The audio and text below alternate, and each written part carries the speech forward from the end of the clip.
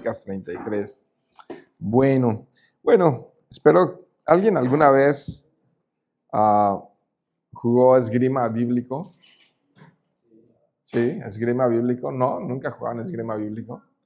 Era algo así como, alguien decía el versículo y ¡boom! El primero que lo encuentre, ¿no? El más rápido, el más ágil para encontrar versículos. Bueno, hoy vamos a jugar un poco de esgrima bíblico porque hay un tema bien importante del cual hablar, del arrepentimiento. Hoy vamos a estar hablando de arrepentimiento a través de 2 Crónicas, capítulo 33.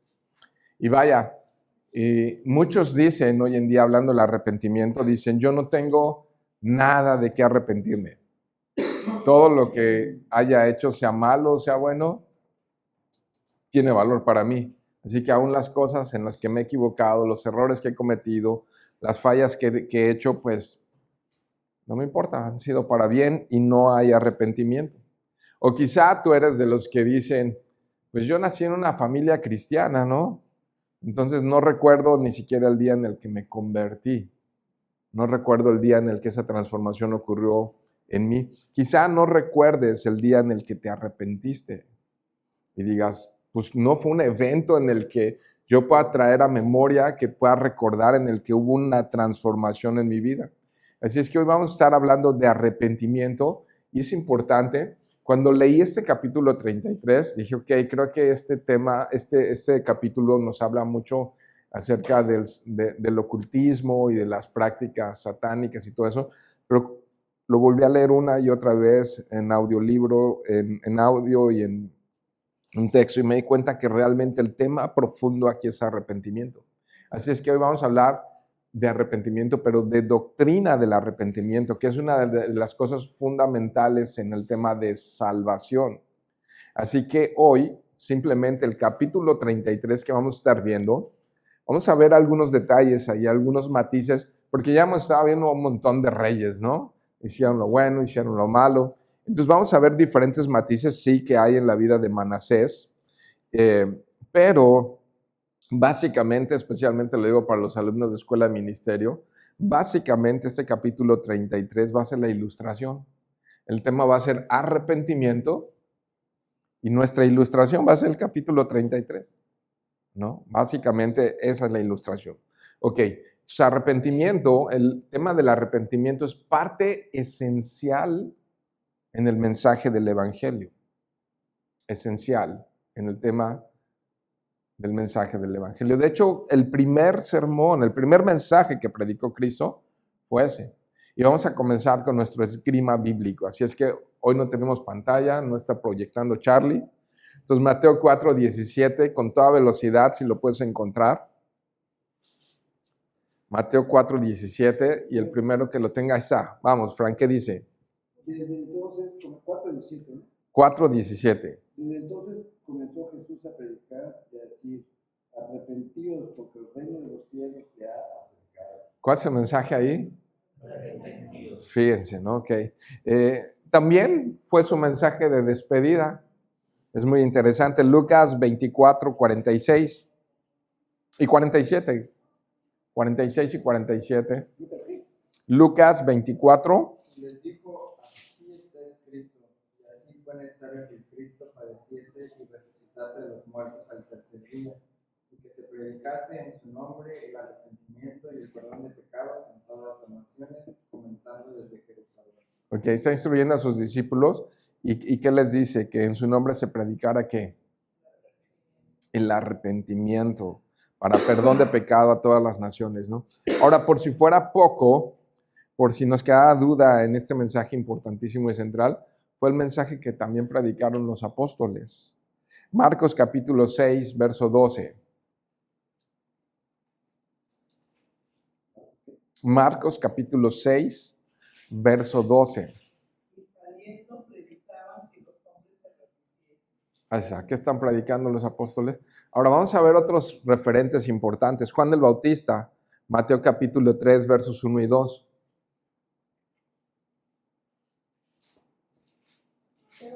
Capítulo 3, versos 1 y 2.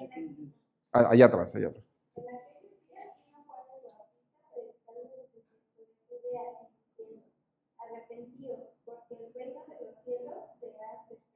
Entonces, ¿de qué está hablando? ¿Cuál es el mensaje de Juan el Bautista? Arrepentimiento, ¿no? ¿Se acuerdan Pedro, su primer sermón? Impresionante. Hechos capítulo 3. Pedro, estamos viendo referentes importantes. Juan el Bautista, los discípulos, Jesús. Ok, Pedro, en su primer sermón, después de que ya el Espíritu Santo había venido sobre ellos, Hechos capítulo 3, verso 19. Alguien que no haya leído. Arrepentidos y convertidos, para que sea borrados nuestros pecados, para que vengan de la presencia del Señor tiempos de refrigerio. Ok, ¿pueden ver eso?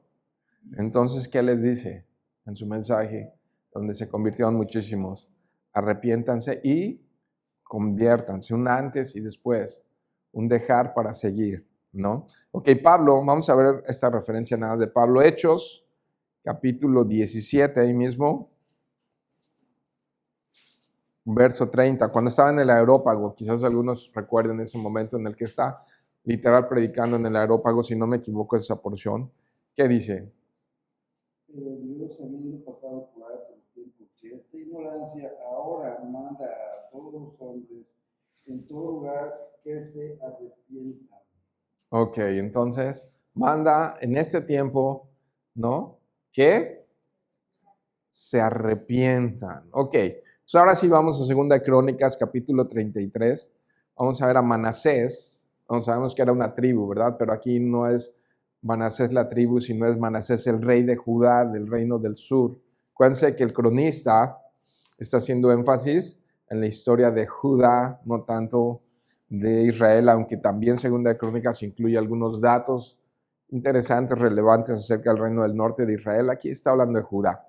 Y entonces voy ahí al verso 1, si estás siguiéndome, dice, de 12 años era Manasés cuando comenzó a reinar. Está bien chavito, ¿no? Y 55 años reinó en Jerusalén. No es poco tiempo.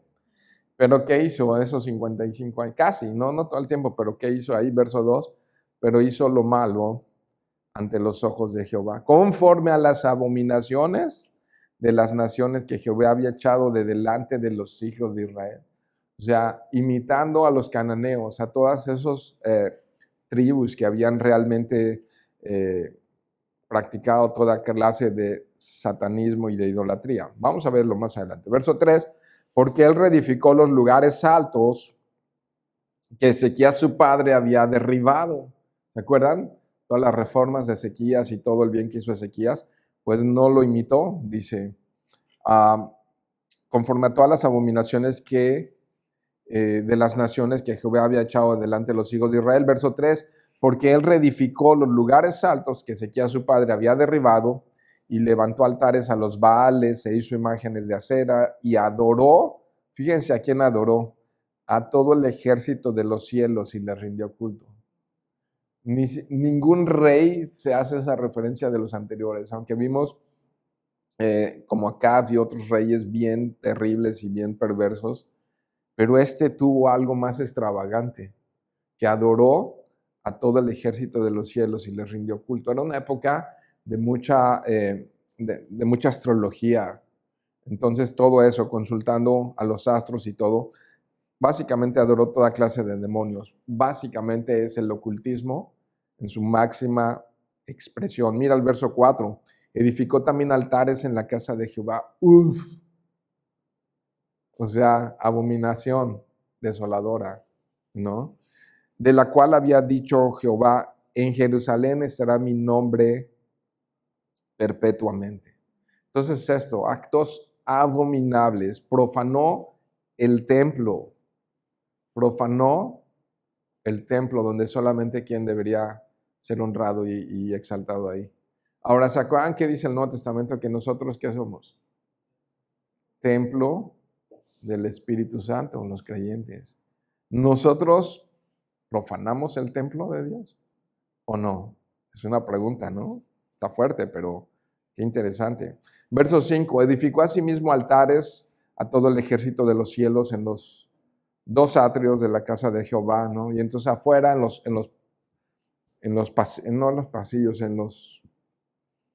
las explanadas afuera del templo, es que sigue él edificando ahí altares. Verso 6, Y pasó a sus hijos por el fuego en el valle del hijo de Hinnom y observaba los tiempos, miraba en agureros, era dado a adivinaciones y consultaba divinos y encantadores, ¿no? Entonces pasar a los hijos por fuego, ¿se acuerdan? Exponer a los hijos, pero literal lo que hacían era sacrificarlos, ¿no?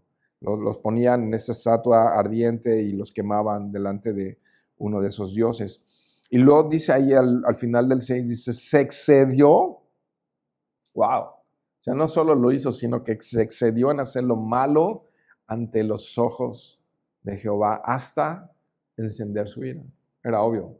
Dios les advirtió 1000 veces, ¿no? Y entonces iba a haber consecuencia. No se iba a quedar impune el pecado, lo que estaba pasando ahí. Dice el verso 7, además de esto puso una imagen fundida que hizo en la casa de Dios. Otra vez, abominación desoladora, ¿no? Ahí está, de la cual había dicho Dios a David y a Salomón su hijo, en esta casa y en Jerusalén, la cual yo elegí sobre todas las tribus de Israel, pondré mi nombre para siempre. Y nunca más quitaré el pie de Israel de la tierra que yo entregué a ustedes, a vuestros padres. Pero es una promesa que tiene condicionada, ¿no? No es una promesa incondicionada, sino que dice así, a condición de que guarden y hagan todas las cosas que yo les he mandado, toda la ley, los estatutos y los preceptos por medio de Moisés. O sea, si obedecen la ley que yo les he dado, les va a ir bien. Y yo voy a estar con ustedes y les voy a guardar, les voy a proteger, pero si me desobedecen, pues va a haber consecuencias, ¿no? Y nunca más, dice, quitaré el pie de Israel de la tierra que yo les di, ¿no? ¡Wow! ¡Qué precioso! Pero ¿qué ocurrió? Profanó el templo y profanó la ciudad. Hizo actos abominables, no solo en el templo, sino también en todo Jerusalén, ¿no? Dice el verso 9, Manasés, pues, hizo extraviarse a Judá y a los moradores de Jerusalén, para hacer más mal que las naciones que Jehová destruyó delante de los hijos de Israel. O sea, ya las naciones cananeas, ¿no? Eran terribles delante de Dios, porque eran satánicas, literal. Pero ¿qué dice aquí que hizo él? En ese verso 9. Más mal aún que los malos, ¿no? Más mal que ellos, los que ya por default estaban en desobediencia total, ¿no? Más abominables que todos ellos. ¿Y qué hizo Manasés? No solo se extravió a él, sino a todo el pueblo. Qué influenciable es la gente, ¿no? Porque apenas acaba de pasar la temporada de Ezequías. Y a falta de un liderazgo santo y firme y bueno, inmediatamente siguieron a un liderazgo perverso. Pero hasta ahí esta historia terrible, porque en el verso 10 hay un cambio en la vida de Manasés. Pero miren cómo se da ese cambio. Ve observando todo y al final voy a hablar de algunos puntos muy específicos para poder entender cómo funciona la transformación en la vida de Manasés. Mira, dice, y habló Jehová a Manasés y a su pueblo, mas ellos no escucharon. Entonces, ¿qué hace Dios cuando ve toda esa maldad? Empieza a hablar. Y Dios nos puede hablar de 1000 formas, de 1000 maneras. Aquí les habló a través de los profetas, pero Dios nos puede hablar también a través de circunstancias. Dios nos puede hablar a través de un niño, nos puede hablar a través de personas, de un burro y de 1000 formas, ¿no? Pero bueno, no nos dice específicamente cómo, pero sí sabemos que hubo un mensaje y sabemos que era época en la que habían profetas y hablaban específicamente acerca del arrepentimiento, mas ellos no escucharon. Entonces Dios les llama antes de traer el juicio. Pero ¿qué hace el pecado? El pecado endurece el corazón, el pecado ciega los ojos. Tienes ojos pero no ves, ¿no? Tienes corazón pero lo tienes endurecido. No puedes recibir, no puedes escuchar. El consejo queda lejos y todo está mal, tú estás bien y no te importa. Pero sabes, Dios manda mensajeros. A mí me asombra porque hasta aún en eso podemos ver y aprender un poco de Dios. Dios es asombrosamente paciente. Con todo lo que hizo Manasés, ¿qué harías? si la justicia estuviera en tus manos, ¿no? Lo eliminas y le das vuelta a la página. Pero no, Dios le avisó. ¿Tenía la obligación entonces de avisarle? No, ya le había avisado desde antes a través de su ley, había advertido. Pero tenemos un Dios asombrosamente bondadoso y paciente con nosotros. A mí me asombra la paciencia que tuvo con Manasés. Porque dices, ya Manasés hizo lo peor de lo peor, ya no tiene oportunidad. Ya no tiene chance, cayó demasiado profundo, fue demasiado lejos. Pero verso 11 dice, por lo cual, entonces no oyeron, por lo cual Jehová trajo contra ellos los generales del ejército, rey de los asirios. Entonces, ¿quién usó este instrumento de los asirios? Dios, ¿no? Los cuales aprisionaron con grillos a Manasés y atado con cadenas lo llevaron a Babilonia, ¿no? Sabemos todo lo que representa Babilonia. Bueno, las diferentes versiones y traducciones nos hablan aquí de grillos, otros de grilletes y de diferentes cosas. Literal, digamos, el contexto cultural de la época, les ponían aquí un arillo con cadenas y jalado por animales. Y entonces sabemos, lo hemos dicho algunas ocasiones, que más o menos si fuera casi línea recta, sin contar todas las montañas curvas, y si tú tiras una línea recta, aproximadamente pueden ser unos 1000 kilómetros de distancia entre Jerusalén y Babilonia. Babilonia es la actual Irak, y se dice fácil, pero ir muchas veces desnudos, en hambre, en sed, casi arrastrados con una cadena. O sea, lo que vemos aquí de una manera muy simple en el verso 11 es algo humillante y doloroso hasta llevarte al punto de decir, ya no quiero la vida. Y no era cualquier persona, era el rey de Judá, el heredero del trono. Y va en una condición humillante y lacerante, impresionante. Verso 12. Mas luego que fue puesto en angustias, yo estoy leyendo Nueva Biblia de las Américas, pero ¿cómo dice Reina Valera? Igual, fíjate, ¿fue puesto en qué? Así, en dolor, en angustia tremenda. ¿Quién hizo esto? Dios. ¿Qué hace él en ese momento? Oró a Jehová su Dios, humillado grandemente en la presencia del Dios de sus padres. ¿No? Ya cuando está en un momento impresionante de dolor y de sufrimiento, se acordó y oró a Dios y se humilló y reconoció al Dios de sus padres.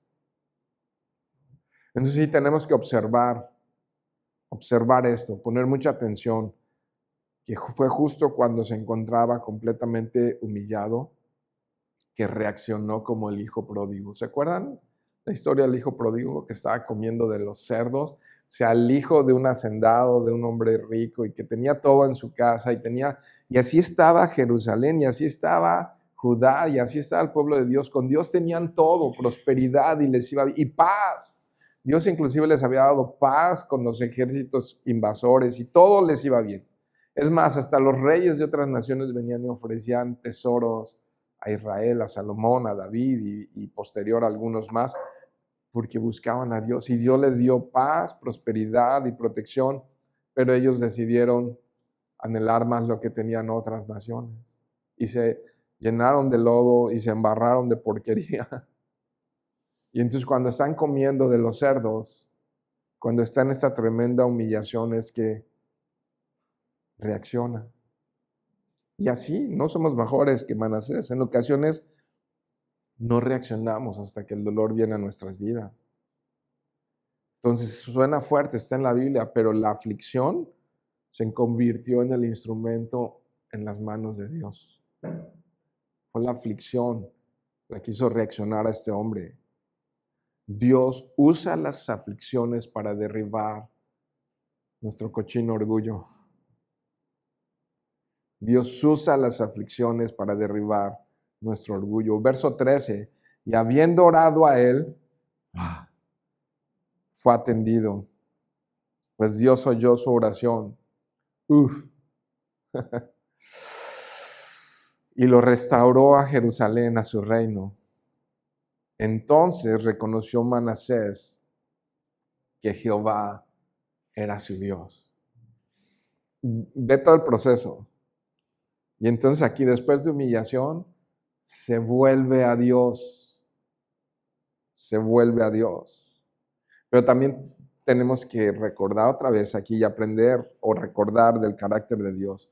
Dios fue misericordioso con Manasés. Nosotros por menos desechamos a Manasés. Dios es un Dios súper misericordioso. Nos muestra en gran manera este verso 13 el carácter de Dios. O sea, ¿qué tanto está dispuesto Dios a perdonar, a ser compasivo, clemente, misericordioso? ¿Qué tanto Dios está dispuesto a ser bondadoso con los pecadores? Tanto así que estuvo dispuesto a dar a su Hijo Jesucristo en la cruz para que todo aquel que en Él cree no se pierda, mas tenga vida eterna. ¿Hasta qué punto Dios puede mostrar clemencia y misericordia? Tanto así que dio a su Hijo Jesucristo por amor a nosotros, ¿no? Verso 14, después de esto edificó el muro exterior de la ciudad de David, al occidente de Gihón, en el valle, a la entrada de la puerta del pescado, y amuralló Ofel, y elevó el muro muy alto, y puso capitanes del ejército en todas las ciudades fortificadas de Judá. Entonces, lo que ya se había derribado, y ya no había murallas, y entonces ya los enemigos podían entrar, y la contaminación podía entrar, y todo eso, ahora revierte y empieza a levantar nuevamente murallas, ¿no? Como en los días de Nehemías. Bueno, dice, mira el verso 15, entonces una vez que levanta todo eso, dice el verso 15, asimismo, o sea, también quitó los dioses ajenos. ¿Te fijas el arrepentimiento, todo el proceso? La mano de Dios, todo esto, y luego cómo lo lleva a humillarse, pero no solamente ora y confiesa, sino que cambia. Hay un cambio en su vida, porque ahora quitó los dioses ajenos y el ídolo de la casa de Jehová y todos los altares que había edificado en el monte de la casa de Jehová y en Jerusalén, y los echó fuera de la ciudad. ¿Hay un arrepentimiento o no? Verso 16, reparó luego el altar de Jehová y sacrificó sobre él sacrificios de ofrendas de paz y de alabanza, conforme a lo que había hecho Moisés, ¿no? Y mandó a Judá a que sirviesen a Jehová, Dios de Israel. ¿Mostró o no arrepentimiento? Claro que sí, ¿no? Estos cambios revelan un verdadero arrepentimiento. El verdadero arrepentimiento vive bajo el señorío de Dios. Entonces me someto a tu voluntad, me someto a ti, Señor. Hay un cambio de vida indiscutible, ¿no? No es nada más me arrepiento, sino que hubo un cambio de vida. ¿Lo puedes observar? O sea, fue y derribó. No dejó esas cosas en ese lugar. Verso 17. Pero aún el pueblo sacrificaba en los lugares altos, aunque lo hacía para Jehová su Dios. Bueno, esto de todas maneras era pecado, porque Dios había dicho que tenían que sacrificar solamente en el lugar del templo. Pero ellos en esos lugares altos que habían destinado paganamente para también continuar sacrificando, bueno, pues también lo continuaron haciendo, ¿no? Continuaron los efectos, ¿no? Mira lo que dicen los siguientes versos. Los demás hechos de Manasés y su oración a su Dios y las palabras de los videntes que le hablaron en nombre de Jehová, el Dios de Israel, he aquí todo está escrito en las actas de los reyes de Israel. Entonces, si quieres saber más y cómo Dios trató con él y cómo habló con él y estos profetas y videntes que hablaban con él, pues están en los libros de los reyes que tenemos y que hemos estudiado. Verso 19, su oración también y cómo fue oído, todos sus pecados y su prevaricación, los sitios donde edificó lugares altos y erigió imágenes de acera e ídolos, antes de que se humillase. He aquí todas estas cosas están escritas en las palabras de los videntes, ¿no? De los profetas. Verso 20, y durmió Manasés con sus padres y los sepultaron en su casa y reinó en lugar Amón, su hijo, ¿no? Y entonces aquí no muere, no lo entierran con un entierro digno en lugar de reyes y con homenajes, sino pues ya se murió, qué bueno, 55 años, ¿no? Ok. Pero entonces Amón, y de 22 años era Amón cuando comenzó a reinar. Y en contraste con su padre, ¿cuánto reinó él? Y 2 años reinó en Jerusalén, porque imagínate el pueblo cómo estaba. Y ahora él que vuelve a hacer, verso 22, se hizo lo malo ante los ojos de Jehová, como había hecho Manasés su padre. Qué triste que se recuerde por lo malo y no por lo bueno, como lo había hecho Manasés su padre, porque ofreció sacrificios y sirvió a todos los ídolos que su padre Manasés había hecho. Pero, aquí hay un gran pero en el 23, nunca se humilló delante de Jehová como se humilló Manasés su padre, antes bien aumentó el pecado. ¡Wow! Fue peor que el papá. O sea, cuando dices que ya la maldad ya llegaba a su extremo, hubo más maldad, ¿no? Lo rebasó. Y entonces, ¿qué hace el pueblo? Verso 24, y conspiraron contra él sus siervos y lo mataron en su casa. Por eso nomás duró 2 años, ¿no? Mas el pueblo de la tierra mató a todos los que habían conspirado contra el rey Amón, y el pueblo de la tierra puso por rey en su lugar a Josías su hijo, ¿no? Bueno, este es un ejemplo muy corto, muy breve de alguien que nunca se arrepintió, ¿no? De alguien que nunca. Entonces tenemos en la escena 2, uno que se arrepintió y otro que nunca se arrepintió, ¿no? Entonces esa es nuestra ilustración para hablar de arrepentimiento. ¿Qué es el arrepentimiento? Ok, en la Biblia hablar de arrepentimiento trata de reconocer el pecado y cambiar desde el corazón. Fíjate cómo lo estoy definiendo. No es suficiente con reconocer el pecado, sino cambiar desde el corazón. Cuando venimos a Dios, cuando nacemos de nuevo, la fe es lo primero que se forja en el corazón, pero ¿sabes algo? El arrepentimiento lo acompaña de cerca, van de la mano. La fe, cuando ponemos nuestra confianza en Jesús como nuestro Salvador y Señor, pero viene acompañado de un arrepentimiento. Ahora, hablar de arrepentimiento, hay que poner como aclaraciones, no implica tener un terror legal por las consecuencias del mal o del pecado, ¿no? Sino un cambio en el corazón. Porque tú puedes estar en terror porque te van a castigar y no estar arrepentido. Puedes tener miedo por las consecuencias del pecado, pero no haberte arrepentido, no haber un cambio en tu corazón, no haber un verdadero cambio en tu corazón. No. Ahora, me temo que muchas veces entre nosotros, entre las iglesias, entre los cristianos, hablar de arrepentimiento es como una resolución muy simple contra el pecado. Me levanto, hago una oración, la oración del arrepentido y ya.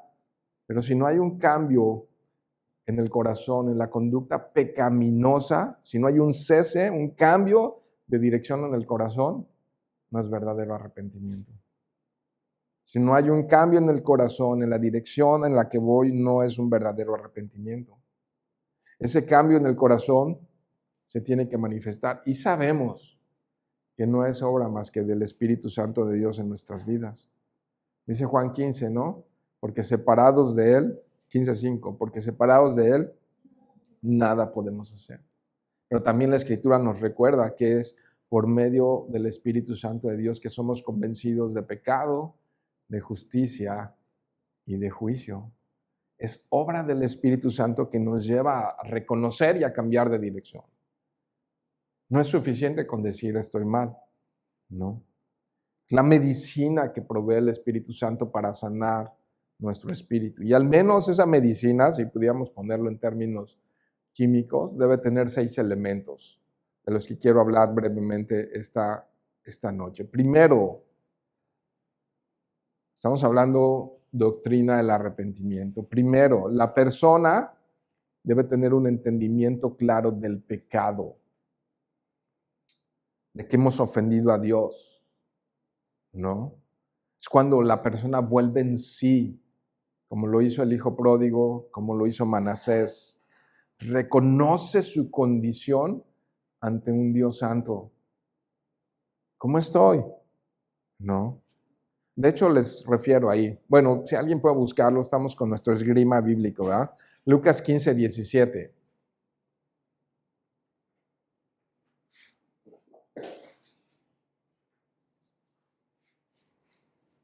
Y volviendo en sí, dijo: ¿Cuántos jornaleros en casa de mi padre tienen abundancia de pan? Y yo aquí perezco de hambre. ¿Se acuerdan del hijo pródigo? Y entonces, ¿y qué dice? Y volviendo en sí. O sea que no había cordura, había locura, había necedad, había dureza de corazón, estaban los ojos cegados. Pero cuando reconoce su condición, es que vuelve en sí. O sea, ¿dónde estoy? Estoy comiendo de los cerdos. ¿Cómo estaba en la casa de mi padre? Segundo, el arrepentimiento consiste en dolerse por el pecado. Yo veo muy difícil que haya un verdadero arrepentimiento si no hay entristecimiento en el alma. Una tristeza que produce el ver nuestro error, nuestra maldad, nuestro pecado. Y el dolor, ese dolor muchas veces puede venir inclusive acompañado de lágrimas. Yo diría que es una agonía santa en espera de recibir el consuelo de un Dios santo, que derrame su gracia y su misericordia sobre nuestras vidas. Y vamos a ver algunos pasajes que hablan de este dolor por el arrepentimiento. Zacarías 12:10. Sí, 12:10. Entonces, bien afilada su Biblia porque vamos a ver varios pasajes. Zacarías 12:10. Y derramaré sobre la casa de David y sobre los moradores de Jerusalén espíritu de gracia y de oración. Y mirarán a mí, a quien traspassaron, y llorarán como se llora por hijo unigénito, afligiéndose por él como quien se aflige por el primogénito. Yo no sé si eso no puede mover las entrañas de un cristiano cuando dices, murió por mí en la cruz. Mis pecados lo crucificaron. Por mí sufrió esa terrible condición. No. Y es lo que está pasando aquí cuando se derrama esa gracia sobre la casa de David, ¿no?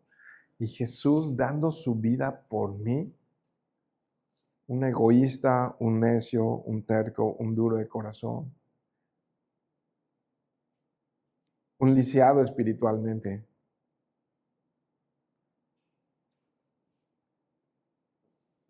Con mis pies lisiados, ciego, mudo, torpe, leproso. No valía la pena salvarme. Y cuando leo esto digo, wow. Y llorarán como se llora por su hijo unigénito. Voltear a la cruz y reflexionar acerca de las consecuencias que han traído nuestro pecado nos debe de afligir, dice Zacarías, afligiéndose por él como quien se aflige por el primogénito. Nos debe de doler saber lo que pasó en esa cruz. No. Lucas 7:38. ¿Se acuerdan de la mujer adúltera? La mujer pecadora, dice en la escritura. Lucas 7:38, ¿qué dice? Estando detrás de él a sus pies, llorando, comenzó a regar con lágrimas sus pies, y los enjuagaba con sus cabellos, y besaba sus pies, y los ungía con el perfume. Esa mujer estaba experimentando un tremendo arrepentimiento en su vida, una tremenda transformación. ¿Y sabes qué estaba haciendo? Estaba llorando. Yo creo que esas lágrimas eran por reconocer su condición, por reconocer quién era y quién estaba frente a ella. Esdras 9:3, ¿qué dice?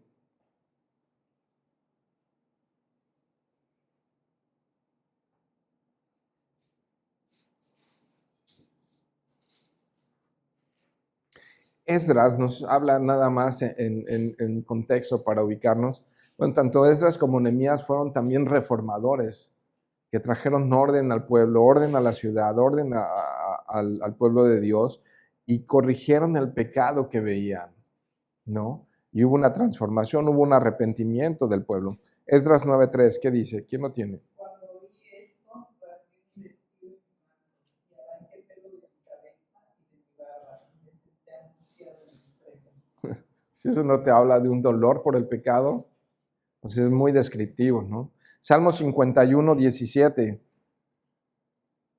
Creo que aquí lo recuerdan mucho. El Salmo 51 es David en un momento de arrepentimiento, ¿no? ¿Se acuerdan? Sí.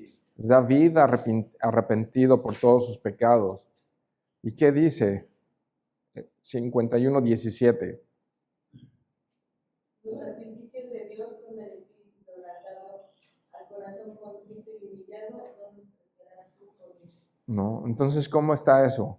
Un espíritu roto, un corazón contrito y humillado, ¿no? Está en dolor por su condición, por lo que hizo, ¿no? Arrepentido por lo que hizo. Isaías 22:12.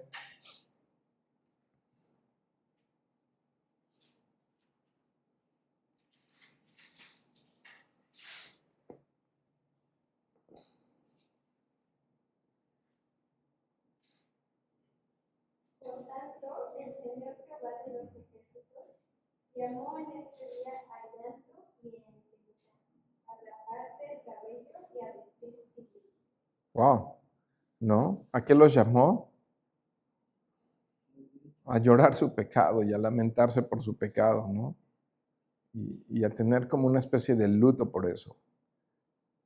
Jeremías 31:19. 31:19. Sí son muchos versos, pero creo que es importante tener una doctrina clara sobre el arrepentimiento.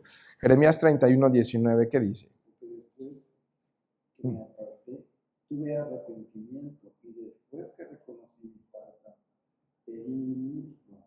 Me avergoncé y me confundí porque llevé la afrenta de mi juventud. Ok. O sea, imagínate que hasta lastimó su pierna, ¿no?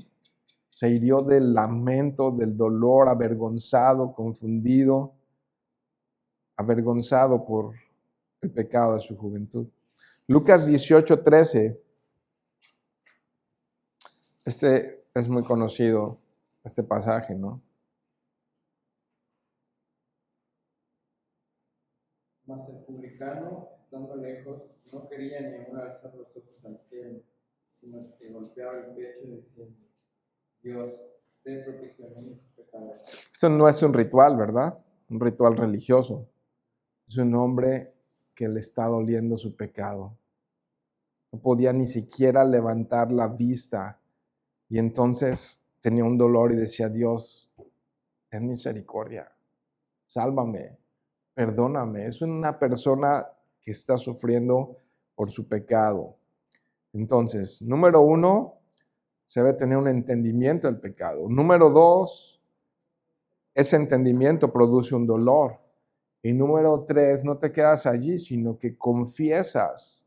Una persona arrepentida confiesa su pecado, ¿no? Es la convicción de que hemos ofendido a Dios y de que nos hemos arrepentido voluntariamente y que lo hacemos con sinceridad en nuestras vidas y con la firme decisión de abandonar el pecado y de confiar en Cristo como nuestro Redentor, ¿no? Nehemías capítulo 9, verso 2, les dije que Esdras y Nehemías son reformadores que guiaron al pueblo al arrepentimiento. Y aquí es parte de Nehemías 9, verso 2, que dice: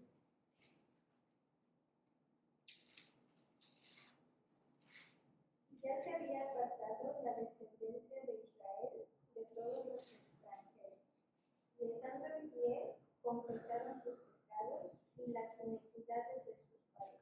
que ya se habían arrepentido, pero vienen y confiesan sus pecados. ¿Lo puedes ver?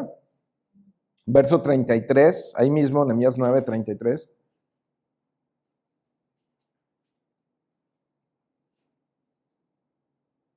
Steffi, si quieres lo tienes.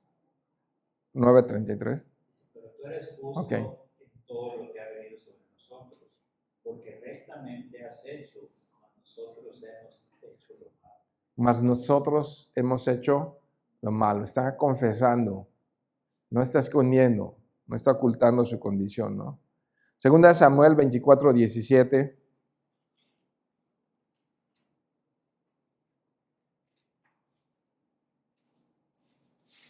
¿Se acuerdan el censo de David? Cuando erróneamente le dijeron que no censara y censó al pueblo.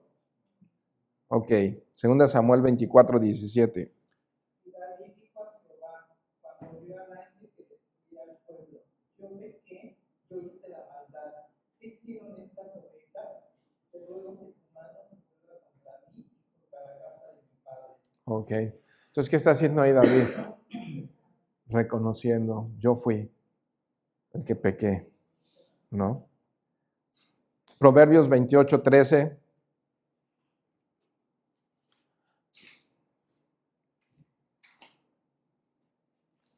Se los leo rápidamente, se los leo. Dice, el que encubre sus pecados no prosperará, mas el que los confiesa y se aparta, importante, alcanzará misericordia, ¿no? Isaías 1:16. Isaías capítulo 1, verso 16. Si lo tienes, Frank. Lavaos y limpiaos, quitad la iniquidad de vuestras obras de delante de mis ojos, dejad de hacer lo malo. Ok, entonces, confesar, pero también es abandonar el pecado, ¿lo ves? Ok. Ahora, vayan conmigo rápido a Romanos. Este es un pasaje muy clásico, Romanos capítulo 7, de ese proceso de dolor, de duelo, de arrepentimiento, de reconocer su condición pecaminosa de Pablo.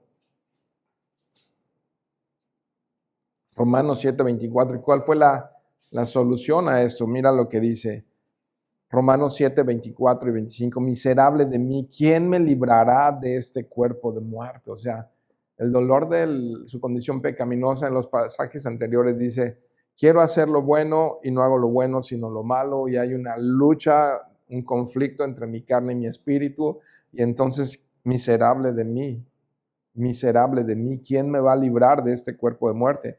¿Y qué dice el 25? Gracias doy a Dios por Jesucristo, Señor nuestro. ¿En dónde puso la confianza?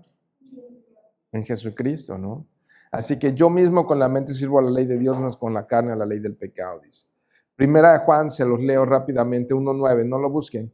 Si confesamos nuestros pecados, Él es fiel y justo para perdonar nuestros pecados y limpiarnos de toda nuestra maldad. Entonces, es que el paso 3 es confesar y abandonar, ¿no? Segunda de Samuel 12:13. Entonces David dijo a Natán, pequé contra Jehová. Y Natán dijo a David, también Jehová ha remitido tu pecado, no morirás. ¿No? Entonces está confesando, pero también quería usar este pasaje para recordar que la redención y el rescate por la condición de nuestro pecado, nuestro Redentor es Dios, siempre es Dios, y Él es quien nos salva de nuestro pecado. Ahora entonces, confesar, y obviamente el cuarto, que tiene que ver con un verdadero arrepentimiento, incluye también ese sentimiento en el corazón de vergüenza por el pecado. La vergüenza de haber ofendido a Dios, ¿no? La vergüenza de haber humillado a Dios con nuestro pecado. Vamos a Ezequiel capítulo 43, verso 10. ¿Qué dice Ezequiel 43:10? Que alguien lo lea. 43:10. Dice, tú, hijo de hombre, muestra a la casa de Israel esta casa y avergüéncense de sus pecados y miran el diseño de ella. Ok. Entonces estaban ahí por reconstruir todo eso. Pero ¿qué instrucción le da al pueblo? Dice, avergüéncense de sus pecados, ¿no? O sea, Esdras, regresamos a esa historia de arrepentimiento 9:6. ¿Cómo estaba Esdras? Esdras 9:6. Y dije, Dios mío, confuso y avergonzado estoy para levantar, oh Dios mío, mi rostro a ti, porque nuestras iniquidades se han multiplicado sobre nuestra cabeza y nuestros delitos han crecido hasta el cielo. ¿Cómo dice? Y avergonzado estoy, ¿no? Y avergonzado estoy para levantar, oh Dios, mi rostro hacia ti. ¿Se fijan cómo el arrepentimiento no es así de, ya me arrepiento? Hay toda una condición que podemos ver en la Biblia de un corazón contrito y humillado, avergonzado por haber ofendido el nombre de Dios, por haber ofendido a Dios. No. ¿Se acuerdan entonces, hijo pródigo, cuando regresa? El día que regresa, Lucas capítulo 15, verso 21, se los leo. Y el hijo le dijo al padre, he pecado contra ti, contra el cielo, y ya no soy digno de ser llamado tu hijo. Dime si no estaba avergonzado de lo que hizo. Estaba avergonzado por lo que hizo, por haber ofendido a su padre, ¿no? Entonces hay una vergüenza en el arrepentimiento. Quinto, el arrepentimiento sin duda implica odiar el pecado. Y en la Biblia también se traduce como aborrecer, como cortar. La palabra aborrecer también se traduce como cortar. No hay más relación con eso. El verdadero arrepentimiento en la Biblia implica quitarse la ropa sucia y apestosa y vestirse de una ropa nueva y limpia, ¿no? Vestirse de la justicia de Cristo. Vestirnos en Cristo de Cristo, ¿no? Y andar en su justicia y en su verdad. Vestirnos de Cristo no es un mantra místico. Vestirnos de Cristo también es aceptar su redención, aceptar su salvación, aceptar su perdón y andar como Él anduvo. No solamente nos salvó, sino que dejó sus pisadas para que nosotros también andemos en ellas. Así es que el verdadero arrepentimiento implica odiar lo que Él odia, aborrecer lo que Él aborrece, ¿no? Ezequiel, vamos a Ezequiel capítulo 36, verso 31. 9:6. Sí, Esdras 9:6. Entonces, Ezequiel 36, 31, por favor.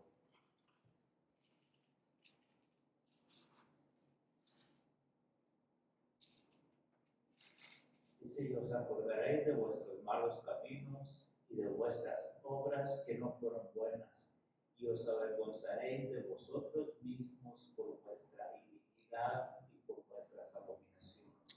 Bueno, esa palabra avergonzarse, dice, de ustedes mismos, también se traduce como aborrecerán, ¿no? La Nueva Biblia de las Américas la traduce como aborrecer, y aborrecer también se traduce como cortar. Ahora vamos a Zacarías capítulo 3.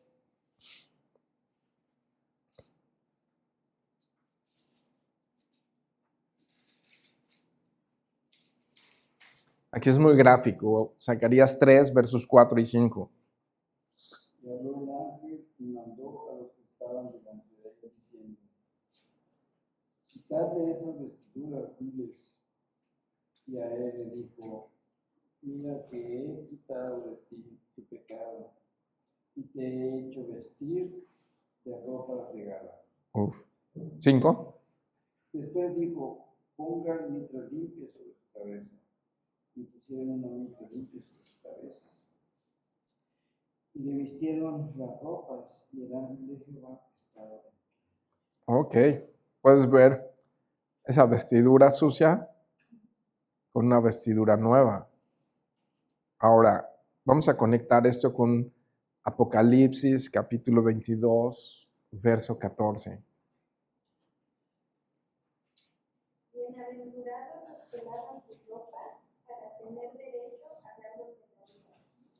para entrar por las puertas de la ciudad. Ok. Entonces, bienaventurados los que tienen ropa limpia. Amén. Y lo sabemos, que esta ropa limpia solamente la podemos adquirir a través de la sangre preciosa de Jesucristo. Pero ¿qué implica eso? Que vamos a vivir ahora como sea. Al fin ya fuimos perdonados de nuestra maldad. Sexto y último. Aunque ya hayamos hablado de abandonar y de odiar el pecado, quiero dejar muy claro este último punto. Arrepentirse es un cambio de vida. Es un cambio de vida. Es volverse a Dios de nuestros pecados. Es un cambio de dirección en nuestra navegación por la vida, ¿no? Y si realmente sopla el Espíritu Santo sobre nuestro velero, vamos a suponer que tenemos un velero y vamos en el mar, la dirección que nos tiene que dar el soplo del Espíritu Santo a nuestro velero de la vida debe ser mortificar el pecado a nuestra espalda e ir en dirección hacia la santidad de Dios. Morir a un estilo de vida sin Dios. Tiene que haber un cambio, un antes y un después. Es comenzar a vivir por y para Dios. Si eso no sucede en nuestras vidas, si no hay un antes y después, tenemos que recordar el día que el pecado nos lastimó, nos dolió tanto, lo confesamos a Dios y comenzó un cambio de vida. Isaías 55, 7.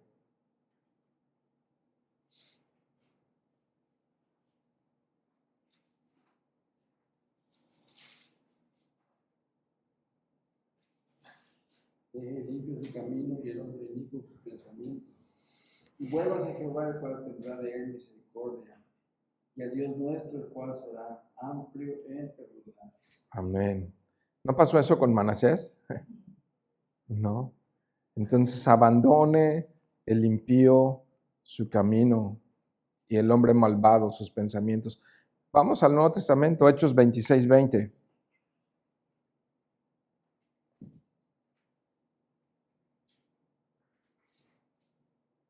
Es Pablo ya predicando, ¿no? Sino que anuncie primeramente a los que están en Damasco y a los gentiles que se arrepientan y se conviertan a Dios, haciendo obras dignas de arrepentimiento. Ok. Ahí está Pablo en su defensa, ¿no? Ante las autoridades. Y dice, esto es lo que yo predicaba a los gentiles, que debían arrepentirse y volverse a Dios y hacer obras dignas de arrepentimiento. ¿No? ¿Cómo sé que estoy caminando con Dios y estoy haciendo obras dignas de arrepentimiento? Por sus frutos los conoceréis. Y ahora sí, finalmente vayan conmigo a Romanos capítulo 6. Importante para nosotros, los cristianos. ¿Qué diremos entonces a todo esto? ¿Continuaremos pecando para que la gracia abunde? En ningún modo. Nosotros que hemos muerto al pecado, ¿cómo viviremos aún en él?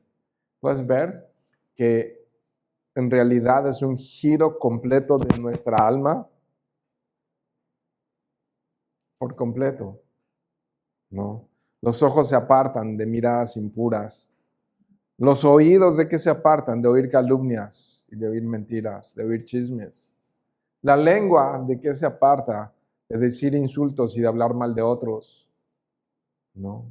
Las manos, de robar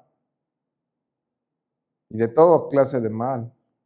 Los pies, en el lenguaje de Proverbios, del camino de la prostituta. Y el alma, del amor al dinero y de muchos otros males, etcétera, etcétera, etcétera. Y entonces aquí tenemos a dos reyes, uno que se arrepintió, empezó mal, pero terminó arrepentido, y el otro nunca se arrepintió. Y sabes, al final no es cómo comenzamos, sino cómo terminamos, ¿no? El verdadero arrepentimiento los 6 puntos que les hablé. Reconoce el pecado, le duele el pecado, confiesa el pecado, odia el pecado, se aparta del pecado y se vuelve a Dios, por supuesto, en una confianza plena de la gracia de Dios que es por medio del sacrificio de Jesucristo. Pero no podemos minimizar la doctrina del arrepentimiento. No se puede remar hacia el paraíso con nuestra barca llena de hoyos y metiéndose en el agua. Nos vamos a hundir en el camino. Dios, como vimos hoy en la Escritura, a través de muchos versos, nunca leemos tantos versos como lo hemos hecho hoy, nos llama fervientemente al arrepentimiento. Y así como con Manasés nos recuerda una y otra vez, vuélvanse, vuélvanse, vuélvanse. Nos lo dice primero con un tierno susurro, después quizá con una voz pacífica y amable, pero nos lo dice también Él con una trompeta sonora, con una alarma fuerte para hacernos reaccionar y evitar que nos vayamos al precipicio. Como lo hizo con Manasés, que tuvo que llamar su atención de una manera humillante y dolorosa. ¿Sabes algo? Dios prefiere nuestro arrepentimiento que nuestra sangre, ¿no? Podría haber dicho, pues que muera Manasés y se acabó. Pero Él prefiere un corazón arrepentido que nuestra sangre. De modo que si nos volvemos a Dios, si nos volvemos a Él, Él promete alejar su ira sobre nosotros y volver su rostro sobre nosotros. Y guardarnos durante todo esto que llamamos vida de este lado de la eternidad, ¿no? Resultará para bien en todos los sentidos en nuestra vida. Caminar con Dios de su mano hasta que lleguemos a la meta del supremo llamamiento en Cristo Jesús. Así es que terminamos este capítulo y nos preguntamos, ¿Manasés o Amón? ¿Quién queremos ser? ¿No? Finalmente, antes de irnos y orar, quiero decir que esa nueva vida también tiene que estar acompañada de nuevos hábitos. Porque si sale un demonio de nuestras vidas y encuentra la casa vacía, van a regresar 7 peores que el que estaba, ¿no? Necesitas una vida llena de nuevos hábitos, de nuevas disciplinas, de amar lo que Dios nos ha dado como recursos para tener una vida espiritual victoriosa. Tengo que preguntarme, ¿qué estoy leyendo? ¿Cómo Dios me está hablando? ¿Qué estoy orando? ¿Cómo está mi comunión y mi relación con Dios? Lo que se perdió en el Edén fue la comunión de Dios con el hombre. Y ahora Jesucristo lo que ha venido a hacer es a ponernos en paz con Dios para que podamos acercarnos confiadamente al trono de la gracia. Y si hemos recibido tal gracia, entonces, ¿cómo está esa comunión que tenemos día a día con Dios? Es una pregunta individual y personal. ¿Cómo está la palabra de Dios afectándome? ¿Cómo estoy humillándome y viniendo a reconocer mi necesidad de todos los días en oración? ¿De mi voz y de mis labios surgen cantos de alabanza? Amo a su iglesia y es un recurso que Él me ha dado para cuidarme y alentarme hasta que Él regrese. Amo y sirvo como Él quiere que yo ame y sirva. Entonces, tiene que haber otros hábitos, porque tiene que haber una nueva vida. Cuando nos arrepentimos, es una nueva persona que ahora vive por Cristo y muere para Cristo, que vive por Él y para Él, ¿no? Y eso se tiene que ver en cómo vivimos. Padre, gracias te damos por este capítulo 33 de Segunda de Crónicas, Señor, en el que nos has mostrado cómo pecó de manera horrible Manasés y no somos mejor que él, Señor. Delante de ti somos igual, pecadores, no hay justo ni aun uno, Señor, y no somos mejor que él, Señor. Pero tu espíritu y tu mano lo llevaron al arrepentimiento, Señor. Produce esto en nuestras vidas, Señor. Produce esto en nuestros corazones, Señor. Y perdónanos, Señor, si hemos pecado y cada vez que pequemos, ayúdanos a acercarnos a ti, Señor, y hallar gracia para el oportuno socorro, Señor. Y ayúdanos a rendir nuestras vidas, Señor. Danos esa facultad, Señor, el querer y el hacer por tu buena voluntad. Convence nuestras almas, Señor, que a veces andan en miseria, de pecado, de justicia y de juicio, Señor. Y produce un verdadero arrepentimiento en nosotros, Señor, para que veamos un verdadero avivamiento en nuestras vidas y podamos servir de bendición a esta generación, Señor. Te queremos amar, Señor, no solamente de palabra, sino también, Señor, de vida, Dios. Te queremos adorar no solamente con música y cantos, sino con todo nuestro ser, con todo nuestro espíritu, alma y cuerpo, con toda nuestra vida, Señor. Queremos rendirla a ti, Señor. Así es que nuevamente, Dios, hoy reconocemos, Señor, que te necesitamos a ti, Señor. Hicimos pecado, perdónanos, Dios. Y que tu gracia, Señor, que tu misericordia y tu bondad prevalezcan en nuestras vidas. Lo rogamos, Señor, por nosotros, por los que no están aquí, por nuestras familias, Señor, por Mérida y por México, Dios, en el nombre de Jesús. Amén.